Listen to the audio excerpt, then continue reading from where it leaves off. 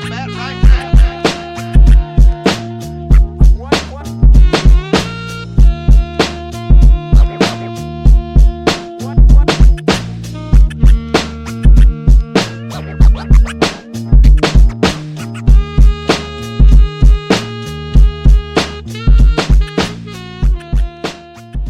And we're live Let's with episode go, 4 man. of the Brewed Truth podcast. Yeah.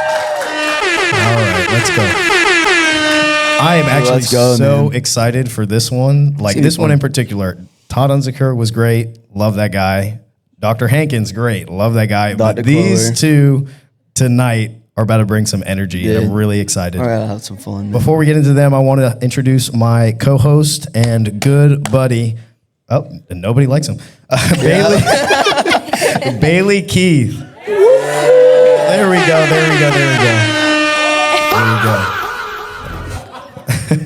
And then we have our special guests, Briana Webb and Madyson Varnes. Let's give them a round of applause.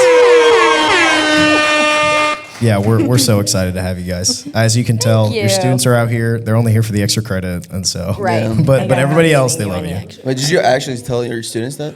I think I did, but I don't think I'm going to give extra credit. I gotta be honest. Word? I'm not strict enough for them to need extra credit in my class. No, she's the soft professor. She's the strict professor. Okay. Yeah. Yeah. Okay, well that's good. How are you guys doing today? Doing really good. Yeah. I'm in a great mood. Praise You God. know, sometimes you wake up and you're like, this is great. I love it here. Yeah. And that's how I felt. I'm in a great mood this weekend. We swam with dolphins. We did. That was a blast. They were Really? like 20 feet away. We were No, just like in a wild tube dolphins. screaming.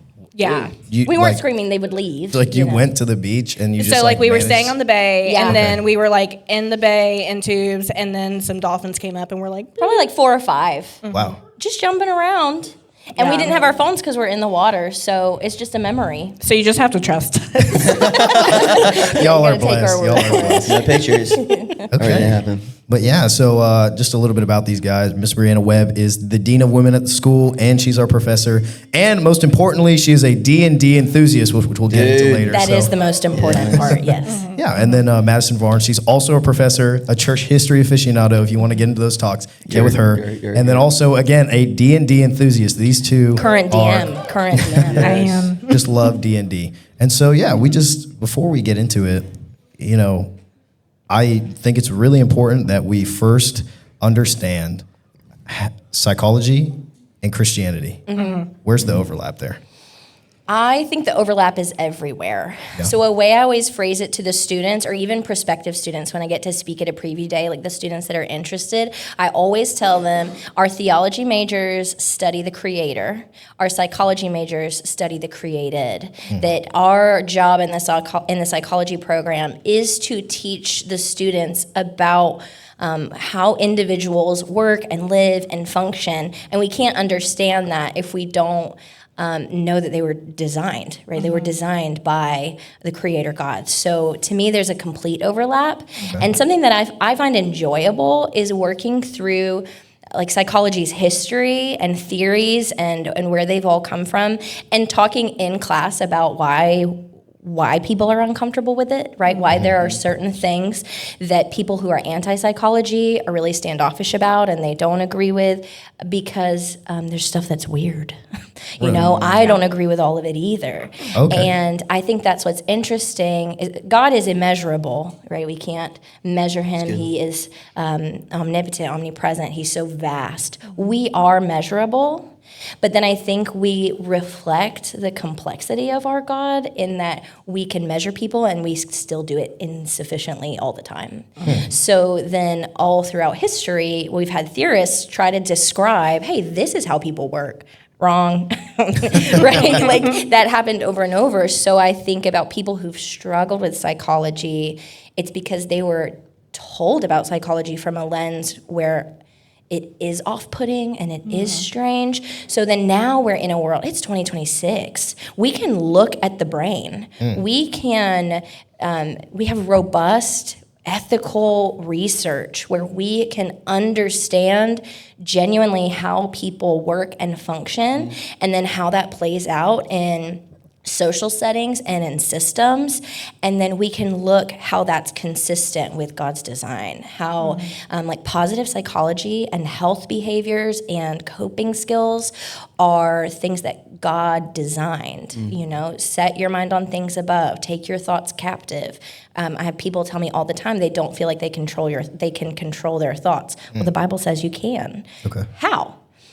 So a psychologist, a therapist, a mental health professional's job is to know the how, right? It's to me, it is, I used to describe it as like strategic, differently educated discipleship, because that's what it feels like, right? It feels like discipleship with theoretical backing. Oh, okay. So to me, it overlaps in every way, because psychology is the study of the individual who created that individual, God. Yeah. So, you know, both of you answer this. If there was a naysayer in the room, what would you tell them? I agree with everything that Briana said. And then also, I think the way that I usually put it is working in psychology, working in counseling is the way to be, like, that's how we love our neighbors. Because the reality is they're, like she was saying with neuroscience, like there literally are issues that people have to work through and talk through. And I think if there's naysayers, let's just have a conversation about it. What makes you uncomfortable with psychology? Because in that room, I mainly have worked with children. In that room, my goal as a counselor is to be a safe adult when they may not have had a safe adult in their life. That's it. You know, nothing weird, nothing like, woo, you know, like it is simply giving people a safe space to process and to talk and for kids to play out those behaviors. And so I think for me, it's if you are a naysayer, let's have a conversation, because I think it looks a lot different than probably what you're thinking. I have counselor training, so my gut instinct would just be to ask more questions, you know, like, why are you a naysayer? Yeah. How'd you get there? What don't you like about it? I'd probably validate them at some point. Be like, no, that makes sense, because it's just how I'm wired to see where people are coming from. So I'm not a debater by nature. I'm not argumentative. So the conversation would look like curiosity. You know, that's another thing I say a lot, is to be curious, not judgmental. So if they're a naysayer, I don't want to judge their naysaying. I want to be curious about it. Why? You know, why are you that way? And I do have those conversations with, you know, just people in my normal life, but also have clients come in to seeking therapy, uncomfortable with therapy, and who have said to me, currently in the room they're paying me to be in, and say, well, I just don't want to open that can of worms. You know, like that's a common thing. They don't want to process their past because they don't want to open that can of worms. Well, then I'll explain to them that the can of worms has been opened for a very long time. You're just not managing it. So that's a piece of it. But to the naysayer, I would just ask more questions, and I'd want to understand. I'm also just a big believer, if they can't be convinced, it's not my job to convince them that they can find functionality without me. I hope they do. But if they'd let me, I'd love to be a part of that. You know, I'm just so like, okay. Yeah, because I think my question is just like, how are they taking care of themselves at the end of the day, you know? Not thinking that holiness is ignoring all of your anger or all of your sadness or all of these like negative feelings, but like, are you actually dealing with it? If you're dealing with it in a healthy way that's helping you cope, like that's great. But I think the other side where it gets unhealthy is, have you been taught to ignore your feelings or to ignore this because for some reason like that makes you more manly, you know, or that makes or more you godly. Exactly, that makes you more godly. And so that's the conversations that I like to have around it too, of like, are you at least healthy? And if not, like let's just talk about that and the differences that Start the intrigue. Yeah. Yes, exactly. Well, and one of the biggest areas of contention, one of the biggest places that people struggle is medication. They struggle with medication more than I would say they do with mental health in general. And so then sometimes I'm just explaining that to them. But again, I always, even with my clients, I'll say, it is your choice to not take medicine. I'm not going to force medication on you. That's not good. If you don't take it, here are the consequences. And that's not because you're not trying hard enough. That's not because you're not praying hard enough. It's because that's how your body works, right? If you don't take insulin and you're a diabetic, there are consequences for that. And that is not because of something you're doing wrong, right? Exactly. Like, okay, that's fine. If that's going to be your choice, let's just make sure we're all aware of the consequences of that. Yeah. If you don't take pain medicine when you have a headache, you're just going to have to endure the headache. That's your choice. You don't have to take medication. Let me explain to you what medication does. So then I'll just try to provide education if they want to hear it. Yeah. And so like it's examples like that. That I think that's why I always want to ask more questions, because I want to know, what is it about psychology, mental health, counseling? Like, what are you uncomfortable with? Because truly psychology and counseling is very vast. That covers a lot of things. And truly you can't hate all of it. It's how our world works. Yeah. Okay. So like on that like conversation like medication and stuff, so a lot of people would probably argue of saying like, yeah, like if you're like a follower of Christ, if you're a believer, if you've been redeemed, like you have the Holy Spirit, that should be enough. Yeah. Like why take medication? Why go see therapy if you have the Holy Spirit, who's the ultimate counselor? Right. What would you say with that argument that someone would come across with? I have so many thoughts. Well, like one example that I think of is like I had a friend, I go back to like literally with neuroscience right now. Like we are able to look at the brain and see what parts of the brain are firing and what parts are overloaded. Not firing. And what parts are, like screen time is making prefrontal cortexes shrink, fun fact. So like Watch out. we literally are feel able that to for see sure. all this, and that is what medication is helping with. Like I had a friend that went and got, he has an anxiety disorder. He got a brain scan. His whole back, like occipital lobe, was on fire. His prefrontal cortex was not. And that's because he was living in fight or flight. And so medication would help balance those chemicals so that he can actually engage with his logic and decision making and all that stuff. And so I think yeah, it's similar to like when you're in pain, you take medicine. I think our physical ailments are more noticeable, but I mean, like I had a family member who was schizophrenic that needs medication. Like for like daily functioning, there's some things there that chemically we can't see it from the outside, but chemically there needs to be some more help. And there's nothing wrong with that. It doesn't mean that there's less faith in God. I don't have less faith in God because I take a Tylenol. Like if I have OCD and I am put on medication because my brain is stuck in a cycle, and that medication helps, and it helps me to actually focus on the Lord more. It helps me to love my neighbor more.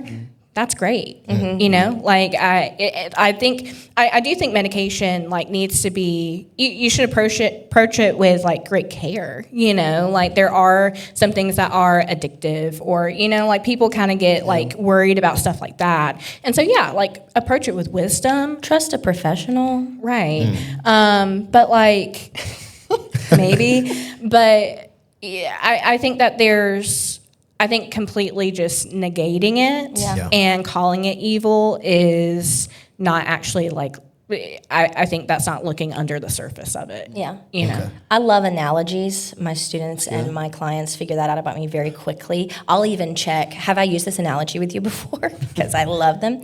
But I have one I've used for medication recently, and it's actually been helpful even just for my own conceptualization, that people who say that, who struggle, they want to believe that they have enough faith to be okay, need to understand that medication doesn't cure mental health.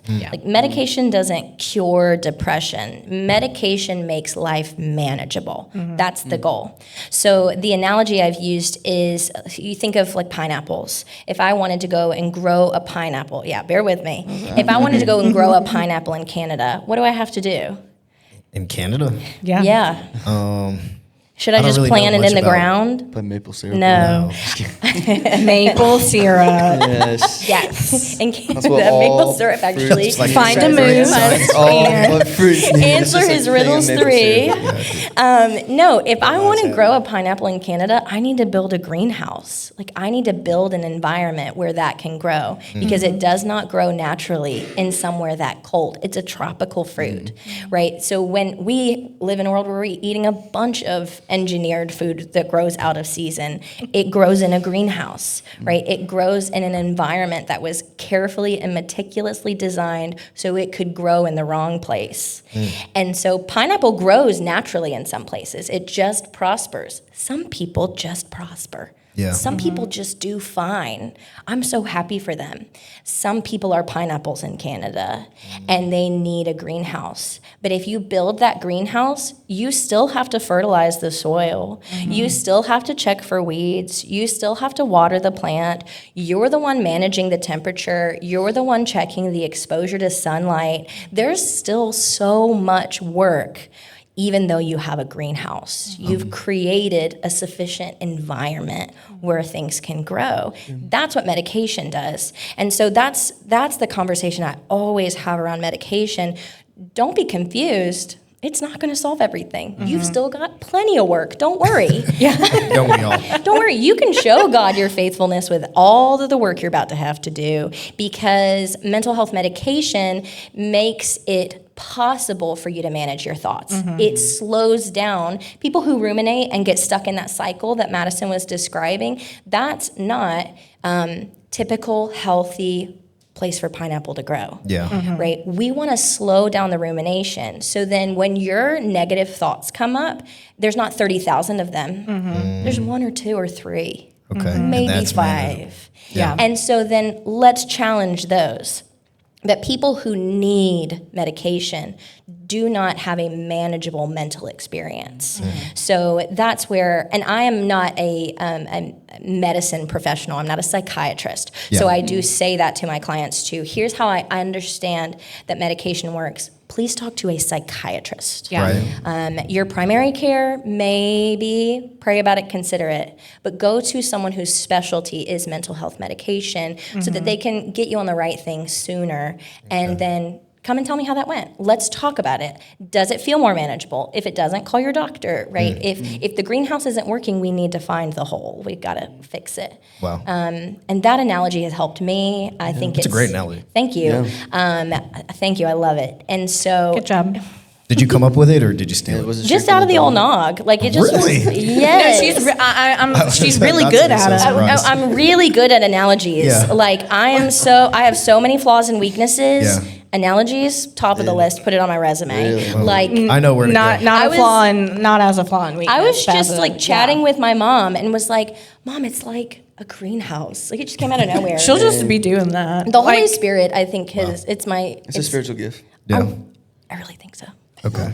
You Well, sign for a job, it's like analogies. strength and weaknesses, and you're like, I analogies. think it's a facet of encouragement. well, that's good. But like, so I said, that was good. That was Yeah, well, that's good. Anyway, yeah, I've been Guys, we having gotta this leave thought. the and I'm greenhouse. like, Come on. I'm like, please let me get this thought out before I forget it. I'm like, a yeah, go ahead, go goldfish. ahead. So you said something about trusting the professionals. So let's talk about self-diagnoses. Like, ChatGPT. yeah, like ChatGPT. Hey, I've got this, Don't this, and talk this. to AI about your brain. But my chat is saved, dude. Yeah. I remind my I AI have so that many it's a calls for robot. conversations. Like sometimes it gets too close, and I'm like, "No, you don't remember. You're a robot. Robots Yeah. can't remember. You can recall." I put it in its place. Yeah. No, so okay. Hold on. The problem Yeah, sorry, with sorry. self-diagnosis. Self-diagnosis, I think we're having an issue right now where we like to go to the whole other extreme, where for a really long time psychology was the like crazies, psycho, like whatever, like whatever buzzword people wanted to put on it. Sure. And now like mental health awareness is very big and very widespread, and that is good. I think in some cases it can also be used as an excuse for behavior.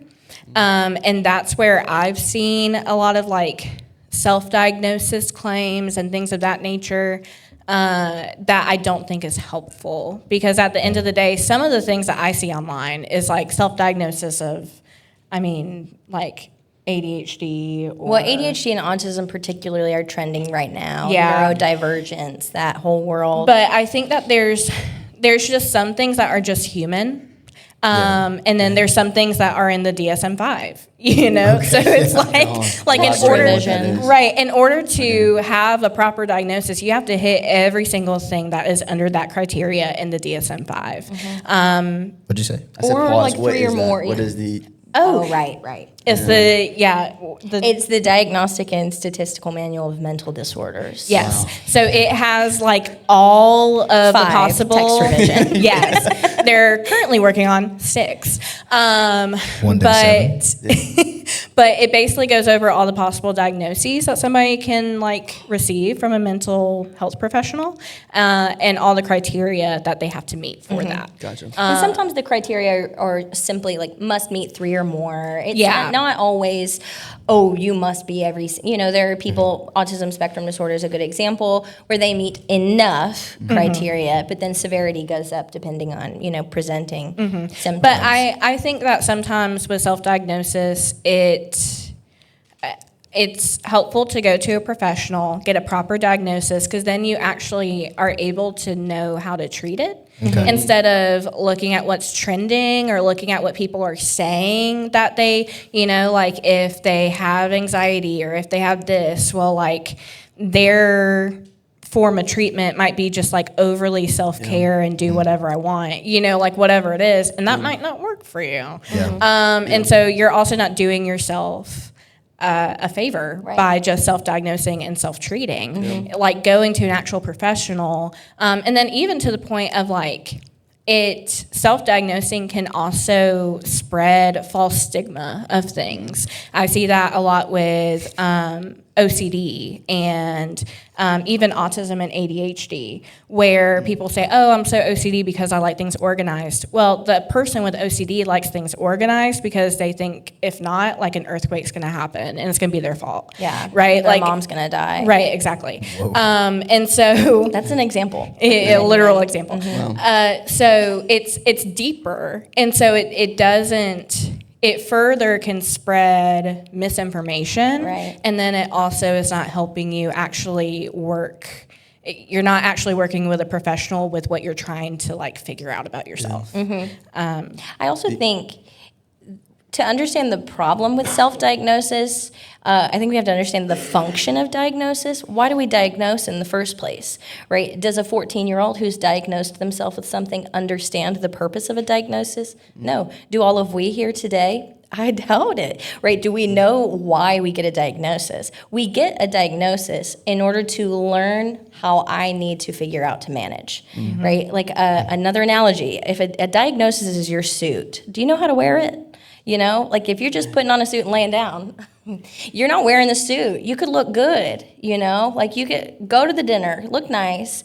The purpose of a diagnosis is to understand how you have presented symptoms that are like deviating off of, I'm trying to figure out like a normal way to say that are far from normal, healthy functioning, right? That any person who wants a diagnosis, any person who wants to understand themselves further, we're created in the image of God. We're designed for life and life in abundance. You should still have access to that.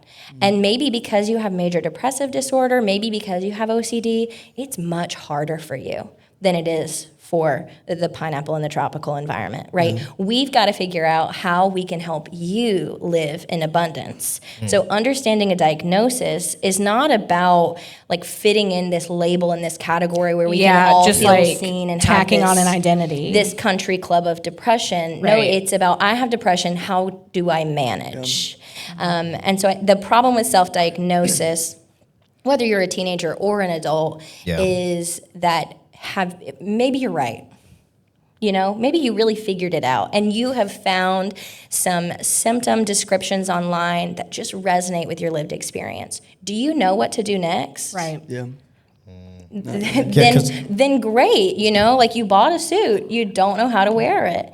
And so the function of diagnosis is to lead to treatment, not to say, I have depression, I can't do any of my schoolwork. No, you can. Right. How? Yeah. Right? Like, how can we help you? Those two, I feel like depression and anxiety are those that I commonly hear, oh, yeah, I just have depression. Or, oh, yeah, I just have anxiety. I was like, oh, that's just a statement? Oh, yeah, I just have those things. I was like, have you been checked out? Oh, no, I searched it up on Google. I was like, man, if you search Google, they give me the symptoms back. I'll be like, okay, I'm coughing, I've got red eyes. And they're like, oh, you're dying. I'm having a stroke. I'm deceased, actually. I'm just like, so, yeah. No, you have food poisoning, brother. You are okay. Yeah. And so that attitude of just thinking it's okay to live with those things, why do you think that is? I think, man, there's a lot of layers to that. Peel them back, Madison. Let's peel it back like an onion. Man. From working, so like my background is in school counseling. So I've worked in the school system for the majority of my professional experience. And I know one of my areas that I see is because people, I want to be careful how I say this, but I've watched people use it just to excuse behavior or to excuse certain things. When it's like, no, I know that you struggle with your anger. You cannot punch your teacher. Like, I don't get, hey, and even worse, do not, wait until I tell you some more Oh, stories. we're talking about children. I'm like, I'm Yeah, thinking I like thought we a were college talking about, student, like- like Dr. Jumper. Oh, no. K through 12. Yeah, K through 12. that's why But I don't give out also- extra K through credit. 12. Also, you guys can't punch Dr. Jumper. Yeah, please don't. Hate to tell Please you. don't. No, but like I've seen it used as excuses, whether it is to excuse violent behavior or to excuse not doing their work on time, or even parents. I think right now in parenting, that's a whole other topic, but wanting to be so gentle with a child that they end up just kind of giving in to everything of like, oh, well, like, she's just so depressed she doesn't want to get up and go to school. It's like, okay, well, you're fixing to go to federal court for her not going to school. Right. What are we doing about this? Like if you're saying she's depressed, what are we doing? So I've seen it kind of used in a way of excuse. How do you? Well, and I think what's hard is like symptoms of depression are universal. Yeah. Right? Like if for people when they say they're depressed, I think most often they just want you to know that they're really sad, right? Like they just want to be seen and known as like, I'm really having a hard time. Again, I know that's like the counselor understanding, empathetic take where it's like, oh, you're really sad. If they're saying, oh, I'm just struggling with anxiety right now, like they're really worried or scared about something. Yeah. And worry, scared, or sad just don't feel sufficient. Like those words don't feel big enough to them. And for some reason, like anxiety and depression do. It just feels big enough for them to communicate to you what they're going through. Maybe feel serious enough. People just want to feel like what they're going through matters, that it's not insignificant, it's not unimportant. So it's this really hard line of, man, people use it to excuse everything, but also that is really hard. You are having a really hard time.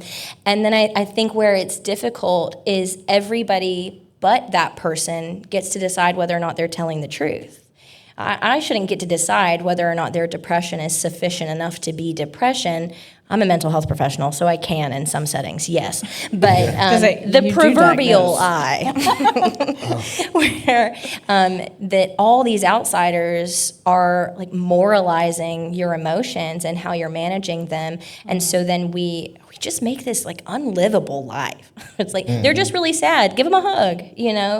Right. Ask them to go to dinner, or like say, let's watch a funny movie. You know, let's go watch Shark They might want some Ben Tale. and Jerry. Because I think, well, and I think that's a good point, because even with the kids that I have seen that have used, like their parents will even use like, oh, he just has anger issues. If you just speak that over a child, then, oh, he just has anger issues. Yeah. But that kid needs a hug. You know, like that kid wants to show me what they just drew in the back of their binder because they love to make comics, you know, like, do you know that about them?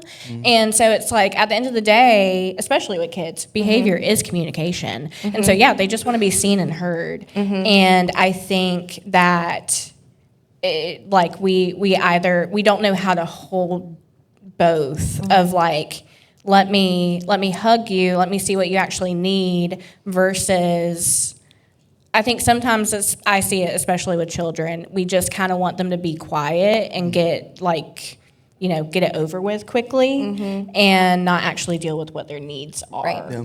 I also take the stance that connection should always come before correction. Yeah. So when they're coming in, let's say I'm coming to Madison to tell her that I'm depressed, and I say to her, I'm just depressed, I can't write this paper. Is she my teacher?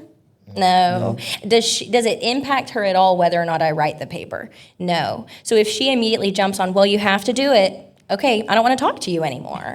Like, it's not your job to tell me that. You're my friend. Why didn't she connect with me and say, okay, tell me more? Oh, like, how can I be there for you? Right? When did we remove the connection from our relationships? If you're not my teacher, you can't make me write my paper. if it's not your job to manage my behavior, don't. You know, like, how can you support me or reach out to me or love me or encourage me? And I know that is like a hard line, and we can get to people who maybe take advantage of that, but those are outliers, and I don't think they should dominate how we define friendship. Like, friendship should be about connection. It's not that we never correct. It's that correction is based on trust and mutual respect. She corrects me all the time. It's because she loves me and she's good to me, and that it's even like worth it when she does do that. And so I think when we jump on cutting down what people are saying, we further isolate them from us. We don't actually help them get anything done, and then like the story doesn't move forward, not well. So do you think, like, with all these emotions like anxiety and depression, do you think that, especially it could be in college years, it can be in high school, whatever. Do you think that those emotions can also be like a social pressure? So, like, for instance, like, say you have a group of friends and there's like a couple friends have like deal with depression like legitimately, or like deal with anxiety legitimately, and you're like, I'm not the only one that I don't deal with anything, but I want to like be included in it. Do you think that's like an issue in like today's culture? It for sure can be. Yes. I mean, especially in adolescence, because you're thinking of that, like you're in that identity stage, and so you are latching on to whatever group makes you feel seen. You know, like at the end of the day, we just want to feel seen. We want community. And so, like, yeah, when you have a group of students that are depressed or are anxious, or all my friends are even like confused about gender or sexuality or all these things, you end up with We morph. adolescents that are like, okay, well, they welcome me though.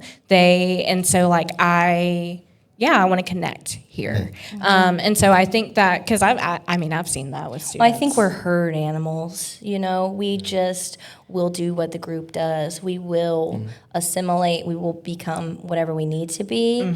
And I think that like depression is contagious but so is like positivity and confidence. You Yeah. know, being around a confident, kind person, confident, not Yeah. pompous, right? Yeah. It's contagious, right? It's so like life-giving to be around someone who's excited about life. You're like, jacking me me too. up, Yeah. Yep. And Let's get so things done. Let's because conquer we're the world. herd animals, but then also that's how susceptible your mind is. That's neuroscience, right? Like there's neuroscience in how depression is contagious. That if you're surrounded by negative thinking, all you're exposed to is negative thinking. Like you are what you eat. So if you're taking in all of this negative thinking, you become a negative thinker. And if you're around a positive thinker and you're around, right, we talk about that with Christian community, right? We want to keep community with believers and have these meaningful, sometimes really hard conversations about like the faith-driven life. And it's because our brains need to meditate on truth. We need to reflect and sit in reality. And if you reflect and sit in depression, that becomes your reality. So when your brain works like, another analogy. I really have them all the time. Go off, But your queen. brain, like if you were to go hiking right now, you're going to pick a trail, right? Okay. Because that trail, you can find information about how hard it is, right? Like, are you good enough at hiking to do this trail? If I do this trail, what am I going to see, right? Like, there's some guarantees when you pick a pre-formed hiking trail. You're not going to grab a machete and hack through the woods. You have no clue where you'll end up. Maybe you would. That's an expert hiker, different conversation. Yeah, let me go And if on it's the not side an of the expert mountain hiker, we're with the worried about possibility of them. falling off. You're gonna go on a trail, and it's because it's familiar to you. Like there's a pattern there. So your brain forms patterns that what we dwell and stay in becomes like an easier truth, not a more true truth, an easier truth. So we kind of stick with it. And so I'll say to I give that to my adult clients a lot, to say your brain is full of hiking trails that do not serve you. And we've got to hack in the woods for the foreseeable future. Yeah. Wow. But I'm here with you, and we're going to do it together. I've got a compass, like we've got it. I'm telling you, I use analogies. Go ahead and send Yeah, we're gonna have an analogy counter on the But my vid. people love them. They love them. They eat them up. So I'm going to keep doing Well, because it. even starting in like it starts in infancy too. Like babies love to look at faces. Yeah. They love to look at happy faces. And there's been research that have been done that when you have mothers that struggle with postpartum depression, a baby is going to be affected in attachment and emotion and their response to their needs and anger if they do not see a smiling face often. It literally impacts their brain development. And so even from infancy, connection and all of that is ingrained in us because God has built us for connection. It is not good for man to be alone. Yeah. We just talked about that with Doug Hankins. Yeah. Yeah. Yeah. Yeah. Great part of his book. Get his Right. book if you haven't. Or Yeah. actually, pre-order it because it hasn't come out yet. So when you're talking about interacting with your clients and getting to the deep-rooted issues, there's just a common theme of empathy. Yes, Empathy. yes. Drawing out their feelings, not by being like, what's wrong with you? This, and this. Yeah, that Sometimes I wanna sucks. say that, man. This. And why did you do that? Yeah, right. Yeah, not making this ooh. Idiot. Yeah. Damn. So do you train that empathy or is that just... Oh yeah, you got to teach it because it doesn't come naturally. We just did that exercise in class a couple weeks ago, which it's a master's level skill, truly. So my students who get to work on that at the undergrad level, you're getting ahead of the game. That it's a master's level skill to be able to form a well-designed empathetic statement. Because think about it. When you talk to people, you usually, or people are sharing a problem with you. There are typically two responses. It's usually, I want to tell you what to do about that. Womp womp. Or I want to tell you about something in my life that reminded me of, right? So we want to either correct you or now take up space, right? It's about you and me. Well, the therapist is not supposed to take up space. This room is your room, client. Everything is about your experience. It's not about my experience. It's about them understanding their narrative, them walking through their brain. So empathy is so important because empathy defines and builds safety, and safety makes people comfortable enough to be honest. And if people aren't honest with me, they're wasting their money. People talk about this all the time. I'm glad I have this platform for this. People talk about all the time how like their therapist couldn't figure out that they were lying to them, so they stopped going. Baby. What? That's a thing? Yes. Oh, yeah. Like People they pay will money complain. to lie to their therapist? Yeah, they will complain that their therapist wasn't like smart enough to figure out that they were lying, or like I wasn't getting anywhere with my therapist because they couldn't see through my charade. And it's like, baby, I mean, it just makes me sad Yeah. that you were frustrated because you couldn't be honest and you externalized that problem. Right. And now I don't know those therapists, you know, maybe those individuals had a reason to not be safe, right? I'm a perspective taker, empathetic person. Yeah. But truly the whole point is honesty. And if you can't be honest and really talk about what's going on, then you're not going to figure it out and you're not going to understand it and you're not going to be able to live a life unburdened by your past. Right? Like that's the big picture goal here, is to not feel ruined by your past and however you're living out your present. That's the goal. And so empathy builds safety. That's really the core of it. As what empathy does is it says to the client, in other words than this, I understand, right? I hear you. This is what you said. But it also, I think, creates a space for me to hear you wrong and you correct me, right? That's an important people skill too, where it's like, let me make sure I've got this straight. So what you're saying is, and then I'll finish that sentence, and then they can say, well, no, this. And I'm like, oh, okay, I think I see now, right? Like it's about giving them the space to be the expert on their experience. And then if they give me the honest truth, then I can find dysfunction and I can help them define function and health. So empathy is essential because it creates safety. And if we don't have safety, we're wasting our money. Wow. Yeah. So college students, how can they practically work with empathy? Like how can they work on being empathetic? Something I said this to my students, you're not going to be perfectly empathetic with your friends. It is a therapeutic skill. I do wish it's something we taught. I almost wish we taught it in childhood. But if the idea of like therapeutic perfect empathy is I don't take up space, don't do that. Right? You should take up space in your friendships. Get it wrong, you know, like mishear them, handle it poorly, create opportunities where your friends have to forgive you and you have to forgive them, right? Like communities are made up of flaws and strengths, right? It's all of these like moving parts that are essential. However, I think adding empathy to that existing world is still really valuable. So I think, like there's simple templates I have in my brain for empathy that it usually does just start with like, don't be the expert on other people's story, right? So when I am saying an empathetic statement, it always starts with, okay, let me see if I've got this right. Oh, so what you're saying is, okay, so what I'm hearing is, really, like I'm always setting it up for them to be able to correct me. And I think it's interesting how often empathy is not about me being the expert on their emotional experience. Yeah. It is, it's like the Chick-fil-A drive-through. Another analogy. That's a holy one right there. Yeah, it's a godly one. Come on That's now. God's chicken. But you go to Chick-fil-A and they ask you what you want, and then you tell them what you want, and then they say it back to you. Yep. And if they forgot your sauce, say, God yeah, forbid. but I did want Chick-fil-A sauce, right? Like it's this reflective back and forth exercise. That's such a funny analogy. You forgot my Polynesian. Oh my Yeah, because You're there, bringing I do flashbacks. not want the Cool Wrap without my dressing. I'm sad, you know. No. Like it's important. It's an important part of the meal. Yeah. And so you missed the story. You didn't understand my emotional experience at all, and you left out the dressing. Wow. And that is what empathy does. I think empathy creates space for us to expand how much we understand one another. And I think that's something people have very little of. I don't think we actually understand, so then people don't feel understood. I mean, I know that's very typically teen, like no one understands me. Yeah. Deep side part. Listen, all But right. like truly, I think people do feel misunderstood so often.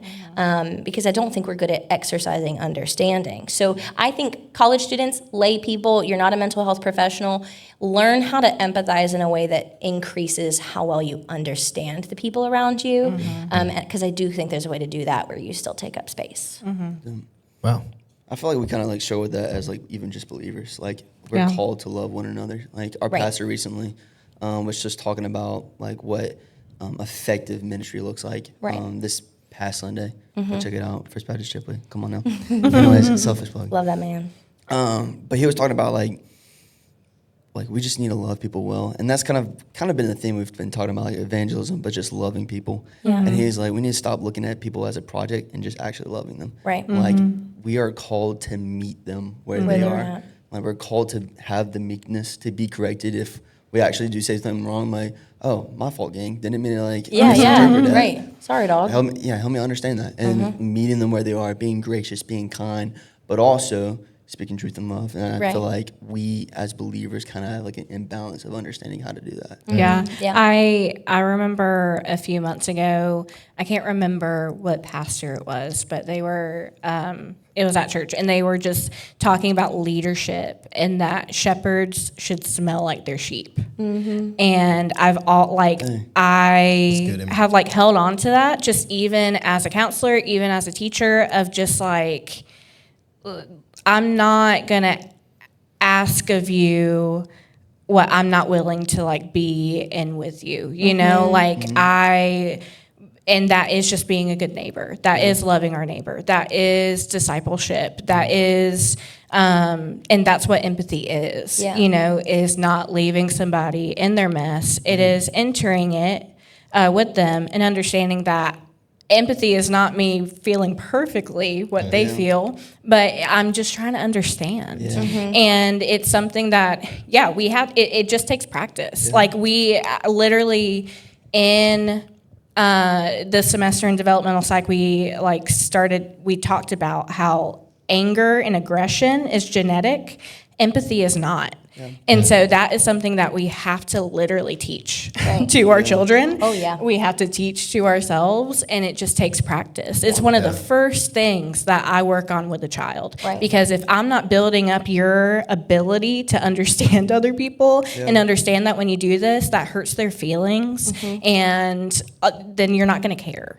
And so it is just the basis of loving your neighbor and smelling like your sheep. Right. Empathy is a skill, right? It's a skill that feeds into like love is an action, right? Like it's an action verb. How do we do it? And so I genuinely wish there was a way to teach empathy in more than just my psychology program, you know, in the courses that we get to teach. We talk about it there, but I do think everyone should learn empathy, at least at the baseline. Right. Yeah. So, okay, another thing that I had questioned about learning as a practical skill is setting boundaries and when to say no, like how to say no. Do you deal with that a lot when you have like counseling appointments and they're like, yeah, I've got this going on, I've got this going on, and I just feel like I'm just burdened. And then they're like, yeah, but I could have said no. Yeah. Yeah. How many analogies do you have room in your bag for? Because I start writing these do down. have a boundaries analogy. Okay. Yeah, go on. So my boundaries analogy is like boundaries. Okay, part of it's not an analogy; it's a reality, right? Like, what is the wall around a kingdom but a boundary? Right? What is a wall? It's a boundary. What is the door to the bathroom stall? It's a boundary, right? Like that is Thank what God. it is. That's not an analogy. There's not Say a it again for the metaphor people in the there. back, man. That's what it is. It says you cannot come in here, occupado, you know, and so you are your kingdom. That's where the analogy comes in. You are your kingdom, and your boundaries are your walls. So I think boundaries connect to like value systems, right? There are things you won't tolerate. Of course, like some physical boundaries, stuff like that. But boundaries are things that you can enforce and that you can maintain. Right, so I actually heard this on a different podcast, but the example that they made was the new mom, and her mom or her mother-in-law, one of the grands, keeps coming over any time of day that they want. Well, saying, Mom, you can't come over whenever you want, like that's not considering the baby's schedule. That's not a boundary, that's a request. The boundary is the door. If you come over, Mom, I'm not opening the door. You cannot come in. That door is my property. I decide whether or not you come in. Boundaries and requests are not the same thing. You can't control other people and then call it a boundary. That's manipulation, right? Like that's control. Yeah. And so requests are things we ask from other people. Boundaries are how we can enforce it in our world. So I think the mom and the grandmother is such an easy, tangible example. It gets really complex and I think nuanced when I'm working with more complex, just different situations. But I think you can take that and already just kind of conceptualize in your own life, like what are boundaries you want? And remember, if it's something you're asking of someone else, that's not your boundary, that's a request. If you can't enforce it, then it's different. And then I think another reason that I like the kingdom metaphor is that boundaries have to be worth all the resources you're putting into it. It takes a lot to keep a wall going, especially if you think in this classic like D&D kingdom style metaphor. That, you know, like a good, big, strong kingdom, you're going to have guards there. You might even dig a moat on the outside, right? Like we have to spend a lot of time building and enforcing. And then as the weather tears down this boundary, I've got to reinforce it. Boundaries are a lot of work. Yeah. So you have to pick boundaries that stand for something. They have to be meaningful, right? So for example, my baby's nap schedule, you can't just come over and wake up my baby because you're free right now.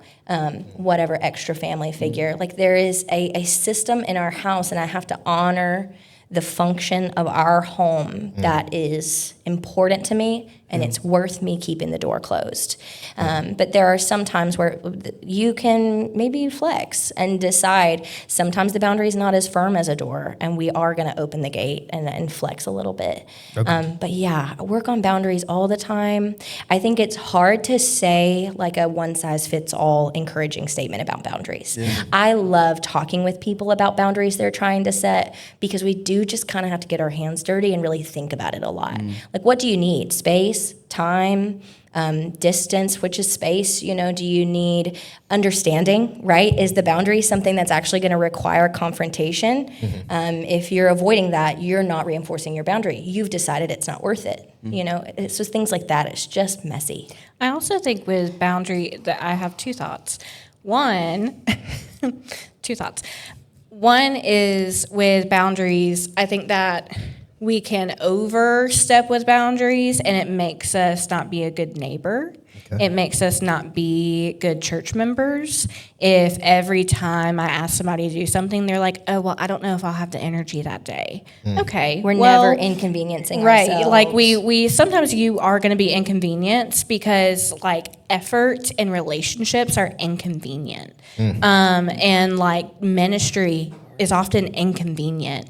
And so sometimes boundaries, you do have to be flexible. But I think a place that, like checking boundaries, like in saying no, or in saying, like when it comes to like overloading your plate with too much stuff. I think something that we have to remind ourselves of is that I am not God. It is not necessary for me to be everywhere and do everything. Hello. Finally, we got it. But you know, it's like I often, whenever I'm wanting to overextend myself, it's because I'm not trusting the people around me and I'm not trusting God. And so I think we also need to ask ourselves that of like, am I spreading myself thin because I feel like I need to be omniscient and because I need to have a God complex? No, literally, because I need to be omnipresent because nothing's going to get done if I'm not there. Well, maybe you need to take a step back because you're burning yourself out. You know, like it's like I think of it in that way as well, of just learning to say no when it's like, hey, that's what the body is for. I don't have to be the hand and the bicep and the foot and the eye and the nose and everything. Like I'm a member of this body, and I can function how I should and allow the other members to function how they should. And we all work together. And yeah, rest is beautiful. important. Yeah. Good. Oh, well, sorry. I was I saw you being highlight something. You were so reflecting So what do you on think how about much that? impacted. So what do you So guys I want was to talk being a about? sponge in that moment. I was like, yeah, that's good. Same, I was like, I was like, this is nice. Yeah. You gotta go. I was kidding. there you go. No, so like, do you think that there's? I mean, I know you mentioned earlier that there's not really like, hey, a one size fits all. Right. But do you think there's some like common boundaries that college students could put in order, like as just like a day to day, practice? You've given me an opportunity to tell everybody what to do. Yeah, exactly. I would say, like, take some time and reflect on, like, the God-given boundaries of humanity. So, like, giggles, bedtime. Yeah, man. Oh, my goodness. Now, I did not sleep in college. Please know that I did not do this all perfectly. No. So this comes from a place of humility and failure. But a good sleep schedule is genuinely so good for your wellness. I think something people really struggle with, especially in college, when at a university like Buff, students who do choose to live on campus. So then college is not just school, it's also life. The biggest struggle is, do I do homework or do I hang out with my friends? FOMO. Oh my goodness, it's so hard. I honestly think my suggestion to college students is to just give yourself grace to have chosen poorly. And I know that's not actually telling them how to set a boundary, but your social life is beautiful and fun, and it's such a unique opportunity to get to live life with your peers like this, to get to eat dinner and then go play volleyball and play, board games. That's what we did in college. We just played board games for hours. We loved it. Yeah. We still do that. So give yourself grace to have done it poorly, but I was just saying to someone today that rest, it doesn't happen on accident, that we have to manage our own needs and manage our own capacity, and we need to be intentional about that in advance, right? So often college students find themselves in positions where they're like, oh no, I feel dead inside and I can't do anything. It's like, well, yeah, you've been drowning. You've been holding yourself underwater for how many days? When's the last time you had 15 minutes that you sat still and you weren't doing anything? Never.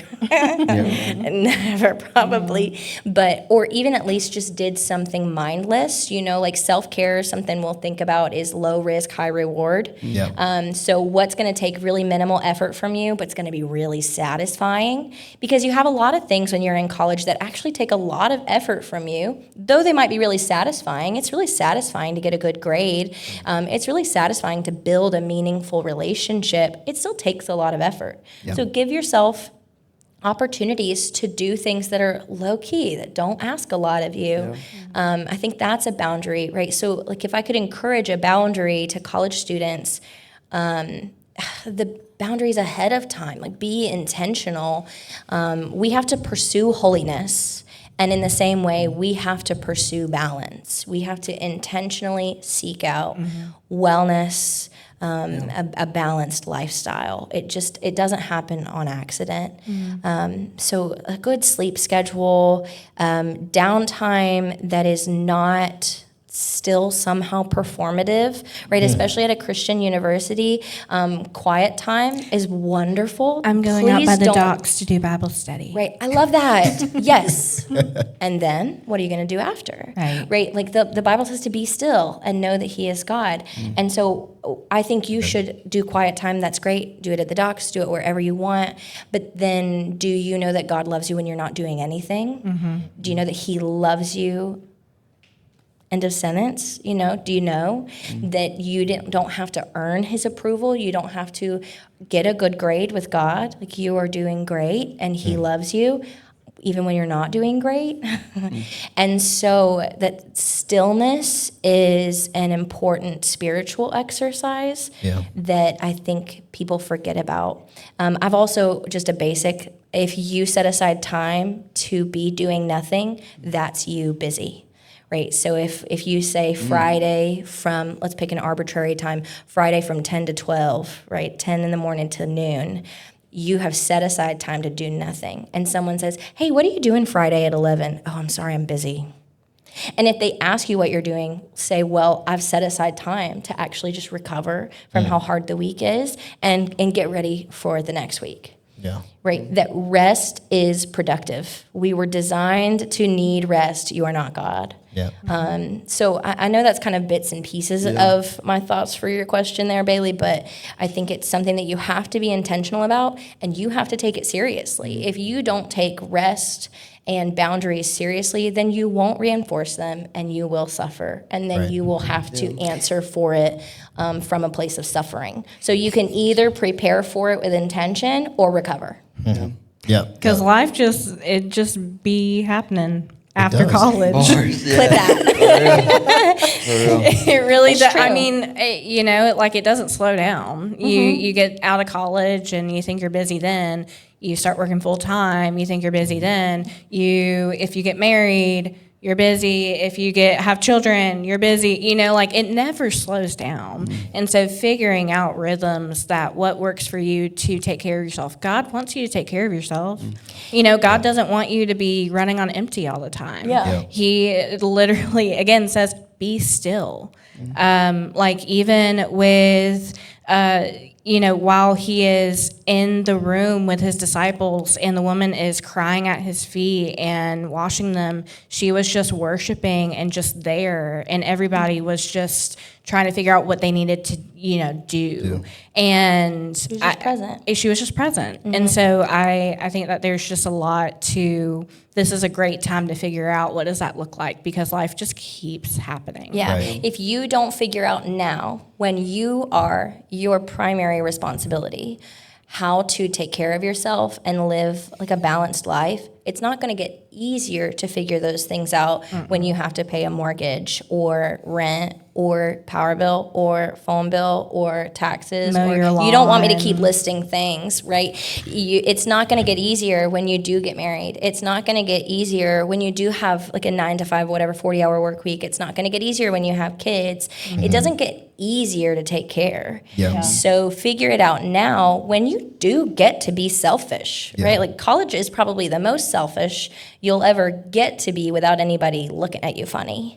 So figure out how to do it in a way that's actually like helpful and purposeful. Yeah. Yeah. Like something that I really struggle with is finding that rest, finding that period of time where I'm saying I'm not doing work here and and this is when I can finally maybe get back to work. And something that Catherine helps me a lot with is resting, is staying still. And she's like, hey, babe, you've been working really hard. How about you take a minute, maybe get on the game, do something, watch a Yeah. video, and then go and like do your work. Yeah.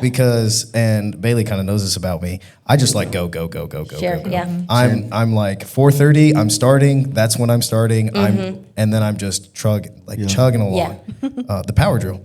Yeah. And so y'all don't understand what that is. But yeah, and so she helps me rest, and so she really got me into understanding that concept of you got to start from a place of rest, and then you can go with God and go and do. And I love how you said be still. Like that's what God calls us to be, is be still.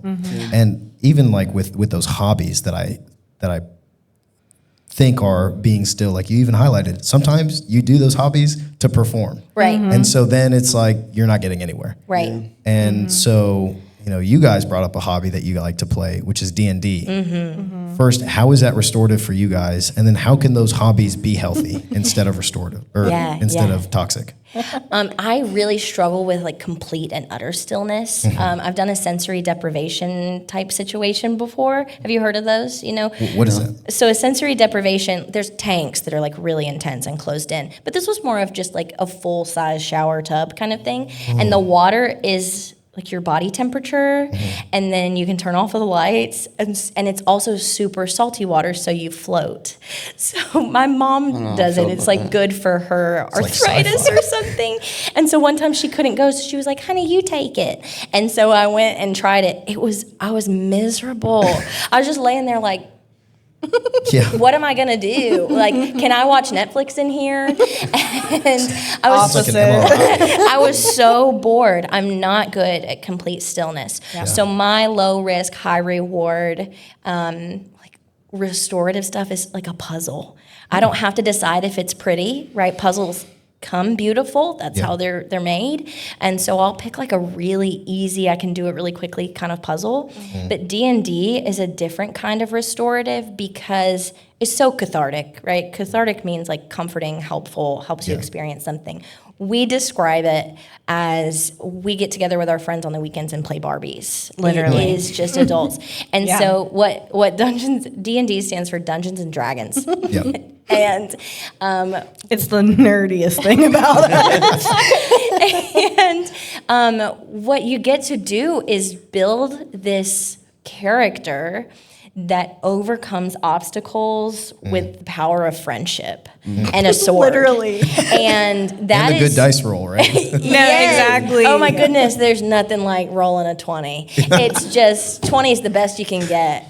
win. And so it's so fun because you do get to come together and play out these fake narratives. Also, it's really hard to create a character without putting little pieces of you in that character. So then you end up kind of playing out maybe things you're going through, like stuff it's genuinely therapeutic. I have a peer in my PhD program whose dissertation is going to be around using tabletop role-playing games as a way to build resilience in young boys like struggling with self-esteem and depression and things like that. That's so cool, right? That we can use narrative storytelling to build good character. It's the part of growth that is about like positivity and growing and imagining yourself as someone capable, right? As someone who can wield a sword. There's just something so beautiful about that. But for us, it's fun because it's adult play therapy. No, it really like is. children tell their stories through play. That's why play is so important for children. They will like act out grief, act out different things they're struggling with. But adult play therapy is actually like a growing area of research right now because adults also need to play. That it's good for your brain to just pretend. And so we love it because we just get together and play pretend And talk to a squirrel if you want to. She loves speak with animals. Yeah. It's her favorite. I would also say on hobbies though, I've tried to allow myself to do more things that I know I'm not necessarily great at and just let myself, because I think I can become performative if I'm trying to do something that I already feel like I have to be really good at, because then it's like, okay, I'm going to watercolor today and I'm going to watercolor this, and then it doesn't turn out anything like I wanted it to, and then I'm not rested after that. I'm mad. It's like watching the Bob Ross painting video. And No, you're trying to paint a happy do tree, but it looks like a Quite sad tree. literally. Yeah. That was a birthday party theme for her one year. Oh, It it's got- was. We I all love got that. But together during and we COVID, played it. actually during COVID, we did a Bob Ross painting, and I literally lost my mind because it was not looking like his. We were using the wrong paint. And You weren't using titanium white. no, we weren't, and it was Cadmium, really orange, or frustrating. yellow or But like something. recently, I took up Phthalo blue. I'm just gonna list colors. Thank you. But recently, I took up pottery. I've never tried that before, go. and so now I know how to spin pottery on a wheel. Does it always turn out? No, but it's fun. Yeah. And so even doing that, it doesn't feel performative. It's just me being able to do something. Yeah, and what's pottery if not adult Play-Doh? Adults need to play. Yeah. Exactly. Dang. Let's go. Yeah, okay.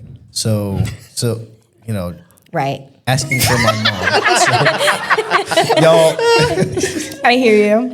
Yeah. I agree. sorry, it's tired. I've been going too long. I need to rest. Please pray for Hey, me. that's very sad. insightful. So, video games. Yeah. Good for you, not good for you? Love Tell my them. mom. I think Minecraft. what Minecraft? Love Minecraft. Okay. Listen, okay, don't love Roblox. Thank you. Get your kids off of Roblox. Service announcement. I'm serious. I think all things, again, using them with wisdom. Is it good to overindulge ourselves Right. in any specific type of like media like that. Gluttony is bad. Right. Like for hours and hours, and I'm not doing any of my responsibilities, and I haven't showered in days, and like whatever it might be. No. And I do think that there is something to say with like kids and what they're being exposed to through video games. I think that parents need to be careful of like what are we allowing in our brains and in our child's brains.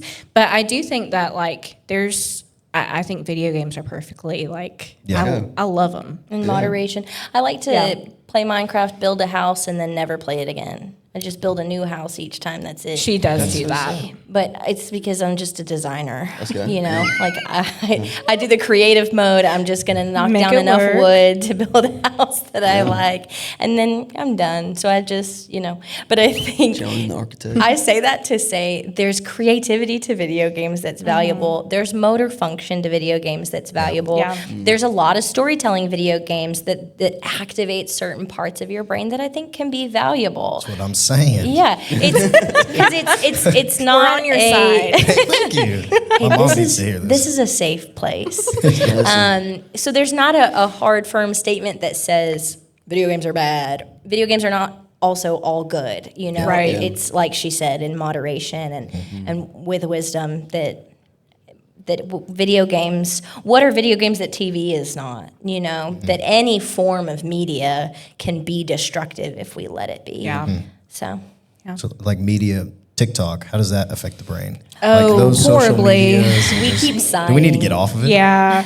No, it really is doing something to our attention span. Like I was saying, I just talked about this in class last week. We watched a video of this college student, and she had talked about her screen time was like 9 hours a day. Golly. Which is crazy. But it's like average. Like for teenagers, average like average. 6 to 8 hours Yeah. a day. And a lot of that is on TikTok. It's incredibly fast paced. People are, I've seen videos of people refusing to watch movies, but they'll watch movies on TikTok because they'll the clip little them. clip, yeah. And so they'll just like scroll, and that's how they watch a movie.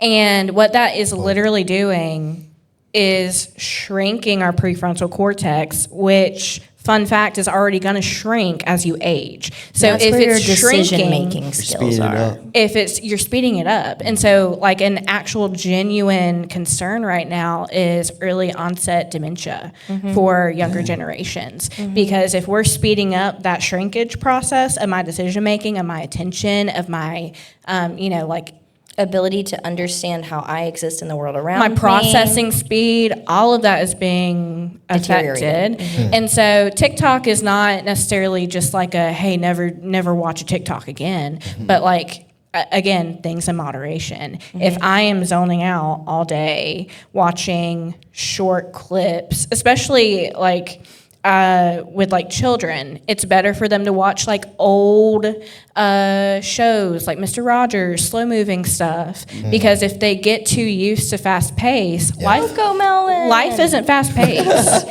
Like life is not fast paced, so they're Yeah. not. No wonder they can't sit during class. Yeah. Like they're expecting us to jump cut to lunch, and we're not.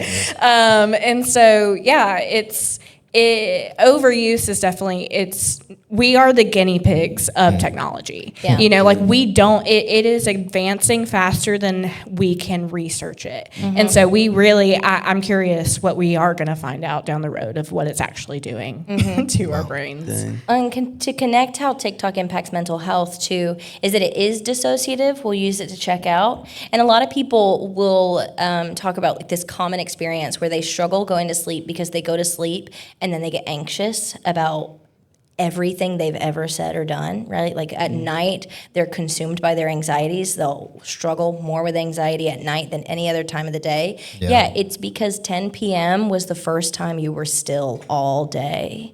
You can either confront your anxiety or it will confront you at night.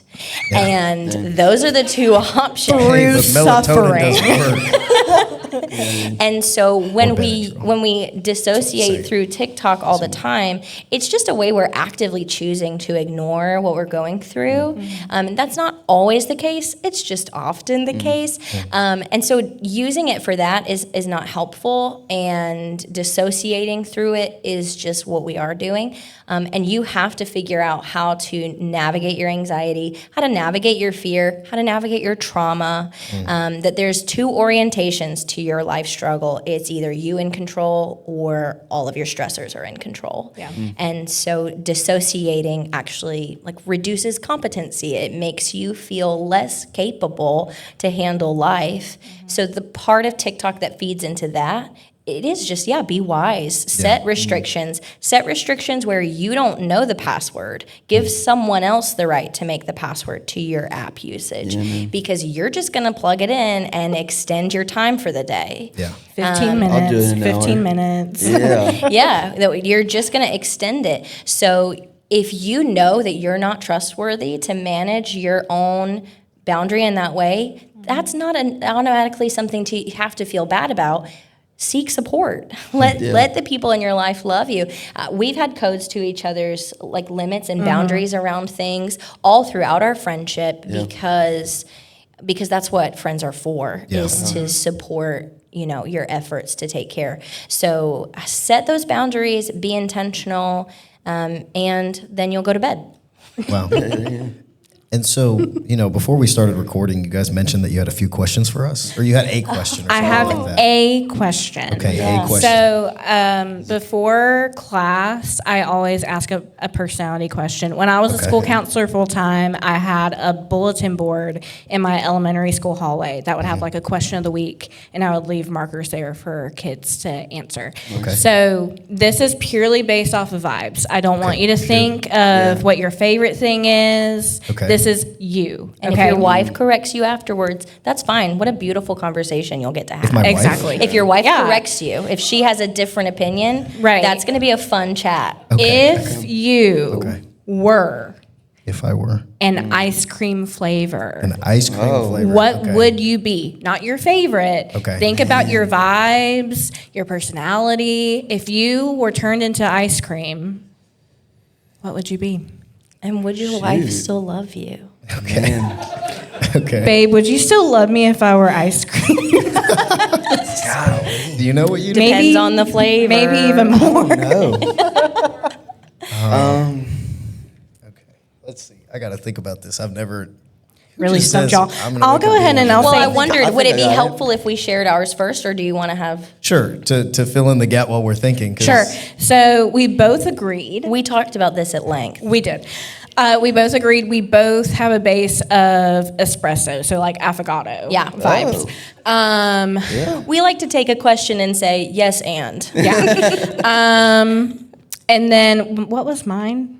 Honey, you don't remember? No. She's chai flavored ice cream. Chai. She's That's this dirty yeah. chai or an Interesting. ice cream. So Yeah. chai Dirty flavored chai? ice cream in a pool of Yeah, espresso. because there's depth, but there's also spice and there's also sweetness. And you're kind of like, what's happening? Exactly, and Okay, that's okay, me. Okay, I get it. I think I've got one.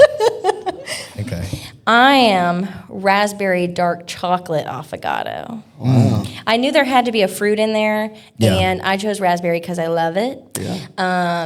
And if you disagree, that's fine. That's a good chat we could have. Okay. She almost said that she was cotton candy. She's not cotton candy. No, I'm not See, that that's lovely. explosive. But I am like tangy and tart and Yeah, you're a fun vibrant, time. like raspberry. I think that's the thing with an affogato. Anybody brings out an affogato, they're excited. Yeah, but I am the bitter, nutrient-dense dark chocolate as well.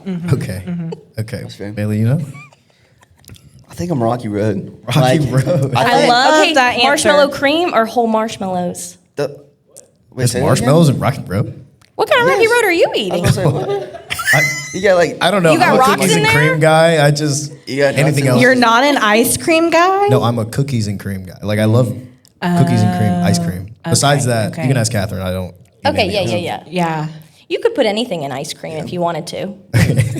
But okay, Rocky Road. Really. Yeah, I think like with Rocky Road, sometimes you get a bite where you get nuts, or you get like the marshmallows, you never know what you're gonna get. With me, sometimes you never know what you're gonna get. Yeah. We had the Yeah. under-base layer of chocolate, which is like, man, it's pretty chill. Yeah. Like, Also, man, Rocky under-base Roast, layer, kind of that's pretty nice. classic. Yeah. Okay. So whole marshmallows. Yeah. Yeah. Okay. Yeah. That's very important. Really? What is with I'll We tell you don't want no why. half So- marshmallows in this joint. Well, when I was young, my mom would buy like the Breyers Rocky Road that has Yeah. marshmallow cream woven throughout. Yeah. Instead of marshmallow chunks, you'd get like a scoop of, the marshmallow fluff. Yeah. Is what I mean by Chunks. that. And I love marshmallow fluff way more than a marshmallow. Mm. I don't know why they're different. They are. Period. That's good. Okay. I really like that answer though. I think I might be Neapolitan. Just like strawberry, vanilla, chocolate, and To the maybe dark point. chocolate. Yeah. Yeah, it's just with me. There's modes and functions, And you know what you're gonna efficiency. get every time. what you want. Like strawberry, if you want the sweet. Like I Yeah. can be kind. I can be vanilla. If you just, I can hang out. I can just you're fill the in where whole I like need. the big thing of Neapolitan, Yeah. where you could just choose one flavor if you Yeah. wanted to. No, today. exactly. Not or a if you pint, wanted to brother. make, or dark chocolate if you want serious. I yeah. like, there's just Dark chocolate edge. ice cream is crazy. It's Gas, so though. good. It's gas. So Yeah. so yeah, would you agree with me that, babe? Yes. Yeah. I agree, but Oh.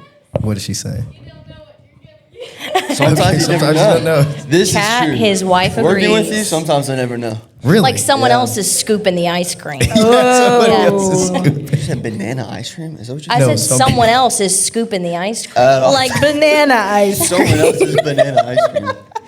Okay. Yeah. All right. Well, we're gonna start closing up with some last remarks. If you guys would just, let college students know one thing that you think is really important.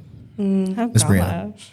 I would say one thing that's really important in any phase of life, but particularly in college, is spend time getting to know the Lord and Okay. getting to know yourself, right? That something we've talked about a lot in some of my classes recently is self-concept and how you see yourself and what you believe about yourself. And I think we spend a lot of time, like I said, diving into the Word, and quiet time is great. And as you've grown to know the Lord, do you know that you are loved? Like that is just a core question for me recently. Do you know that He loved you? He went to the cross because of His love for us. So spend time knowing yourself. If you are self-aware and super self-critical, that's not the point, right? Self-awareness should exercise self-compassion. You should be kind to yourself. You should contribute to your own greenhouse experience. Take care of the plant, that as you get to know the Lord and get to know yourself, do it with kindness. Okay. I think kindness is so essential, and I think we forget that kindness is a skill. Exercise it. I also think I had to learn this the hard way after I graduated college, and kind of crash out a bit. But being willing to be flexible and knowing that you are not sovereign, and you can have as many plans as you want to for college or after college, and just remember be flexible to God's will for your life, because life is not linear. It is often everywhere. And so, you could be here now, being sanctified, getting this degree, whatever it is, and then you can go into the workforce, and the job that you have thought that you wanted for your whole life ends up disappointing you, and you switch it up, and God uses you somewhere else. And just being willing to be flexible and not going ahead and being set in things. I think that's really helpful, because, like I said, life just be going. It happens. It just be happening. Wow. And I love that. Wow. Wow. It just does. I feel that. Wow. But even I don't know, I think about with where I thought I would be as a teenager, it's like, I'm going to be a counselor, I'm going to be married by this time, I'm going to do this, I'm going to have that. And life looks so different now. Yeah. But it's good. And God was still so good. Yeah. And so just being willing to be flexible and not so set in your ways. Yeah. You know? That's good. Yeah. Well, there we go. Proverbs 19:21, man. Exactly. Many are the plans and the mind of the man, but it's the purpose of the Lord that stands. You've said that a lot recently. Yeah. That's Let me tell you. affected you for real. I love that you mumbled that whole Yeah. Say it one time with your Let's say it chest. one more time. Proverbs 19:21. You can correct me if I'm wrong, but many are the plans and the mind of the man, but it is the purpose of the Lord that stands. Yeah, Amen. say it with your Amen. chest. My There fault. we go. There we My go. fault. So yes, kindness, flexibility, Yeah. and life just happens. Just be there As for you it and happen. let God go. Thank you guys for coming. I appreciate all of you who came out Yes. tonight. And if you're listening online, we appreciate you too. Yes. And we can't wait to see you next time. Yeah, Peace make out, sure guys. you like, make sure you subscribe. Oh, make please. sure you rate us. That really helps us a lot. Yep. Make sure you do all. Make the, sure all the you fun do things. your homework. Yeah. for the college Ask me students for out there. help. Have a Sabbath, man. Alrighty, guys. All right. Good night, everyone. Deuces. Now,